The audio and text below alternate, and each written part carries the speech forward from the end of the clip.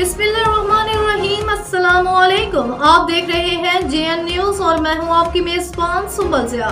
Bulletin का बाकायदा आगाज करते हैं और शामिल करते हैं अब तक की अहम तरीन खबर। उमरकोट से खबर शामिल करते हैं मोहम्मद बचल JN न्यूज से। सामारू में सामारू टाउन कमेटी का बजट पास न होने के खिलाफ सामारू नेशनल प्रेस क्लब के सहाफ़ियों की जानिब से आवाज उठाने पर सामारू के हर खबर पर नजर के ग्रुप एडमिन की जानिब से सियासी लोगों की वफादारी निभाते हुए सहाफ़ियों को ग्रुप से रिमूव कर दिया।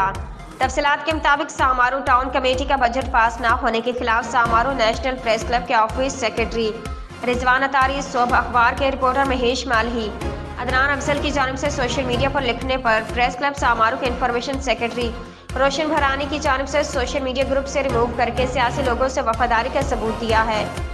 जराये से मालूम हुआ है कि इस शख्स का किसी भी मीडिया या अखबार के किसी भी इदारे से वाबस्तगी नहीं है और इस वक्त रोशन बहरानी एक समाजी तंजीम civil society programme community group का सरबराह है। सहाफत की आड़ में ये शख्स NGOs में काम करके लाखों रुपए की करप्शन कर रहे हैं।